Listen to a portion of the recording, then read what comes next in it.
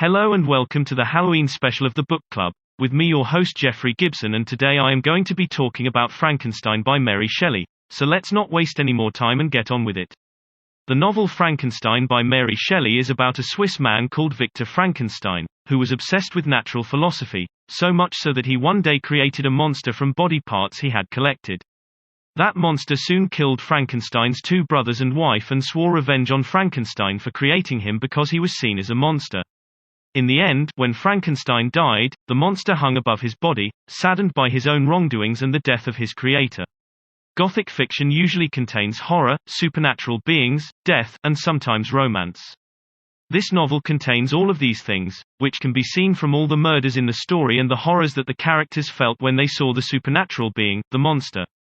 It also contains Byronic romance.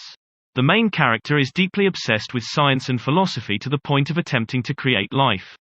Despite these traits, he was able to find love. Frankenstein and the monster are both the main characters in this novel. Shelley's description of Frankenstein is limited and usually presented as clues throughout the book. For example, it is mentioned that he is European, which implies that he is white and has light-colored hair and eyes. His inner traits are that he is selfish, stubborn, intelligent, and diligent. Victor's hesitation to confront the monster implies his conflicted emotions about ending the life of his creation, but also his cowardness. The monster's physical features are scarcely described, possibly because Shelley wanted to keep him mysterious and to leave his appearance to the reader's imagination. At the beginning of the novel, he is confused about who or what he is.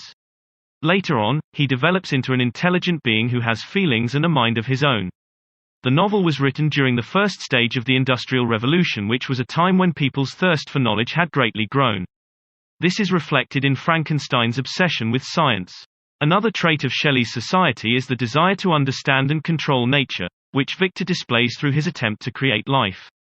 These issues can still be seen in our society today. Even though people don't create monsters from dead bodies, they are constantly trying to clone living beings or to build overly advanced human-like robots. Another social problem the novel reflects is the unfair treatment of people who looked different or were from a lower class. This is also an issue in today's society where we judge people based on their skin color, ethnicity, or religion. Shelley's main message in this book is that greedy persuasion of science can lead to severe consequences.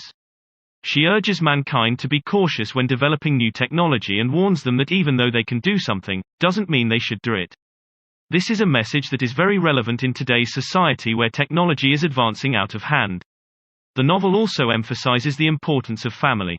For instance, how the monster was saddened by the death of his creator because he was the only family he had. Another message is to appreciate everyone and not judge people by their appearance. After reading the book, I could understand why it is considered a classic. Though, it is not my favorite. I found the main character, Victor, quite annoying because he whined most of the time. For these reasons, I would not recommend this book to others. However, the book had a few quotes that I really liked. One of them is, "Nothing is so painful to the human mind as a great and sudden change, but even though I have said I would not recommend it, it is not for me to tell you what you should or shouldn't be reading." So that ends my discussion on Frankenstein by Mary Shelley. I hope you have enjoyed hearing what I had to say about the book. We will be back on Christmas Day where I will be discussing A Christmas Carol. So until then, have yourself a very happy Halloween, stay safe, and happy reading.